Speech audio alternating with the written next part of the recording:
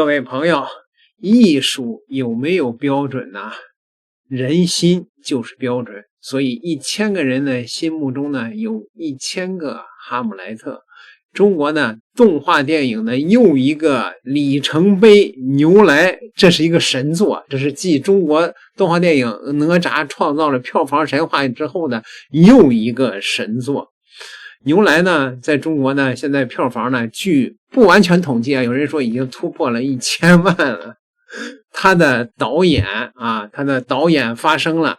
牛来呢，是现在呢，就是有传言啊，在大连肯定是被下架，在这个全国各地呢也有传言是要被下架，不让人家播了啊。这个导演是这么说的：各位朋友大家好，我是动画电影牛来的导演信宇萌。时至今日，我依然没有想到这部耗时5年，我用母亲2个人一点点打磨出来的作品会收获这么多人的目光。从上映初期寥寥无几的票房，到如今许许多多的朋友愿意走进影院，我的心情百感交集。我坦然承认，以现在成熟的院线动画的标准来看，牛来还有非常多的粗糙不足的地方，很多批评我都一条条认真看完了，所有的褒奖我心存感激，所有的质疑我全部接纳。大家愿意花费时间买票观看，本身就是一份沉甸甸的尊重。这部电影是普通人一场笨拙的追梦尝试，一路上没有庞大的团队，没有充足的资金，一路磕磕绊绊，能够走到银幕上，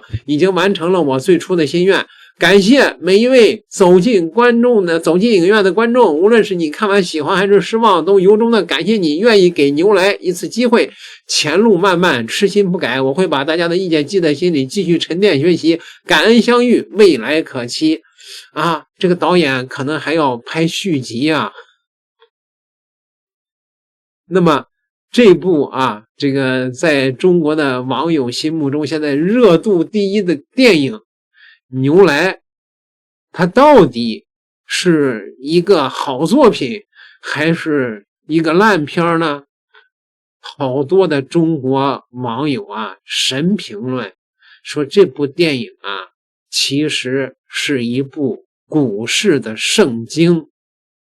这2天人人都在聊牛来，你真的看懂牛来了吗？虽然网上已经有很多解读，但都只停留在表面。下面我就来带大家剖析一下这部旷世神作真正的内核。牛来其实就是一个绝望的散户站在天台边缘，对大 A 的终极幻想。所谓牛来，就是在呼唤牛市快来。把这张电影海报翻过来，不就是一个 W 底吗？为什么刚出生的牛来是4只脚着地？为什么牛妈妈告诉他要用2只脚走路才算成长？这其实是在隐喻交易要大道至简，不要只停留在分析表面技术指标。为什么会被绊倒？因为半导体。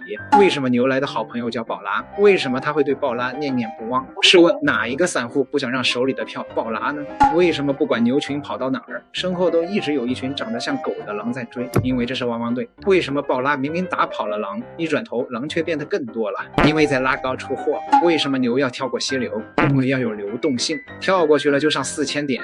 最后撞树上也暗示着我们始终在3800保卫战，所以才会有那句台词：明天的明天就是现在。为什么到牛来成长为牛群头领以后，面对野兽也有了一战之力，但还是会被轰隆作响的怪物收割？因为当散户变成了牛散，就会全自动迎来变化天条。为什么最后告诉你这都是牛来的一场梦？因为大 A 就是幻梦都破碎，梦一场盼牛来，便是散户数十载。最后牛一家在山坡上集体牛叫，也是一种隐喻，隐喻着事到如今最对不起的就是家人。看牛来就和炒股一样，被套牢了就说好股快买。这片其实是一个系列，第1部牛来，第2部牛来了，第3部牛还来，第4部牛再来，第5部牛不来，第6部牛不来熊来。再看这片的上映日期，8月5号，什么日子？就是这轮科技回调反攻的日子。全网都在玩梗，只有他是真的在提醒世人皆在笑牛来，牛笑世人看不穿。不要以为我在瞎掰，不信你看导演唯一的关注。什么叫苦难是艺术的温床？时间会证明牛来的含金量。听懂掌声。牛来被追捧，真的是因为它足够烂吗？它以现实主义解构在 AI 连满屏的时代，让我们还能保持一份纯真的感动。一部动漫电影牛来火了，已从放映9天只获得7000多元的票房，逆袭至今天为止，票房已达262万，观影人次从前9天的236人到今天的10万人次。有专业平台预测，这部电影最终票房可达1800多万，逼近2000万。为什么一部小作坊，母子二人充当导演、配音、音乐制作、剪辑，甚至片后的主题曲都是由母亲来演唱的？小制作电影突然间爆火了，真的是因为它有足够的烂吗？以致引起观众的猎奇吗？其实猎奇只是之一，而且还只是表象。那些在影院里哈哈大笑看完这场电影的观众，真的只是因为它烂而身心愉悦的开怀大笑吗？可以说既是这样，也非完全这样。在观众觉得烂的背后，实际上心头有一份无形的情愫被搅动了。这就是现实与梦想的距离，这就是精致的理想与粗粝生活的距离。不经意间被这部烂片触发了人们的笑点，但也触发了人们的泪点。先来说说牛来到底讲了一个什么样的故事。刚出生的小牛叫牛来偶遇疲惫的云雀，云雀将牛来带入梦境，梦里的草原危机四伏，牛来不断遭遇狼群、风雪与生存困境，在磨难中褪去胆怯，努力成长，想要守护族群，成为强大的存在。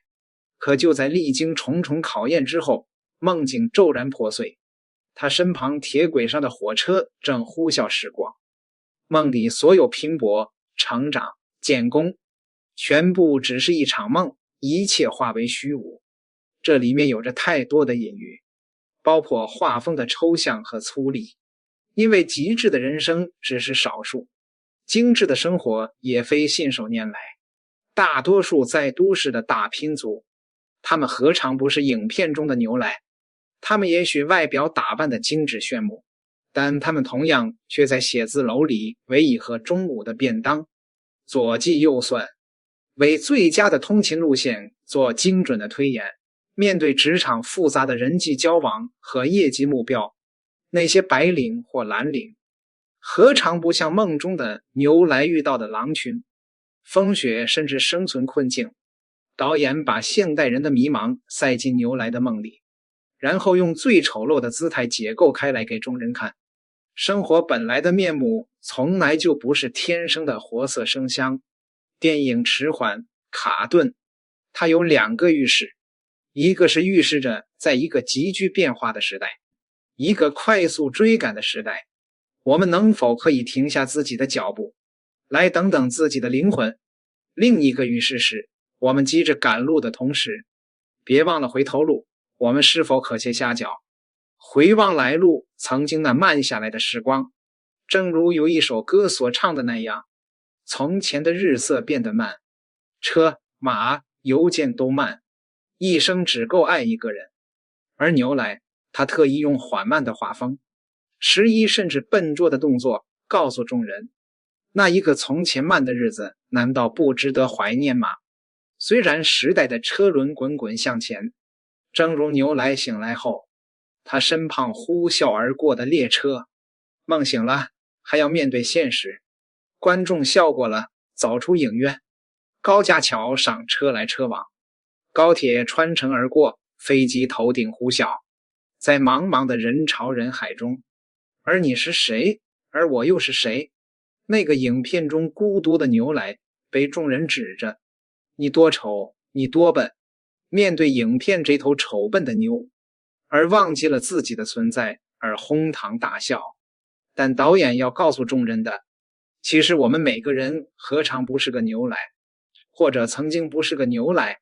在黑暗连满屏的时代，母子二人用5年的坚守，用2份极度的耐心，用丑陋的画风，完成了对现实主义的解构和对梦想和现实距离的追问。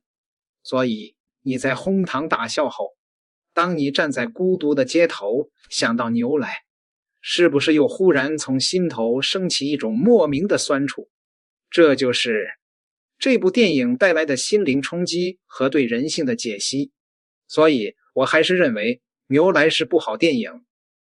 不过呢，在中国的全国各地呢有网友反映，比如说武汉、济南等地的网友说呢，18日依然能够买到观映的场次，片方和发行方呢也为公布发布的全国统一下架的公告，不少各地的影片呢仍然是正常排片。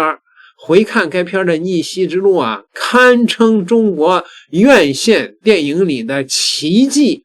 上映前9天，总票房仅有7000亿元，观影人次不足300，基本上处于无人问津、濒临撤档的状态。谁也没想到，粗糙的建模、简陋的画面晦涩的剧情，竟让它反向出圈。加上片名牛来，谐音是牛市来，被大量的股民当成起伏的彩头，全网玩梗，二创持续发酵。猎奇观影的热潮就此就爆发了，短短1天半的时间，影片的票房是蹭的暴涨现在呢，据这个中国网友的统计牛来的票房呢已经突破了900万元已经超过了1000万元，现在应该是这个片呢，市场的预测呢最终将达到1800万元。我认为如果是在全国各地能够持续的上映的话，这个片票房突破5000万是轻轻松松的事儿。就在热度和票房持续走高之际呢，突然来的下架消息呢，让这场魔幻的逆袭呢仓促的落幕了。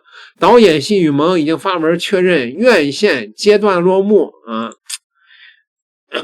说感谢大家的关心，牛来的院线阶段正式落幕了。这是一次完整的创作实践，有喜爱也有批评，所有的声音我们都认真收下。我们明白作品上有很多值得改进的地方，也尊重每一位观众的看法，由衷的感谢愿意走进影院的观众。这段经历对团队十分珍贵，我们会沉淀反思，在之后的创作里继续努力。哎呀，这个有点可惜这个观众喜欢的应该就是市场所需要的。可是呢，这种热度呢来得太猛也不行有人呢就会挑毛病，说你这是神丑文化。哎呀，在中国目前的这种文艺的环境里边，你稍微我觉得有点过了，应该是百花齐放吧，各位。不管怎么样这是一部好电影，你们认同吗？点个订阅，咱们下期再聊。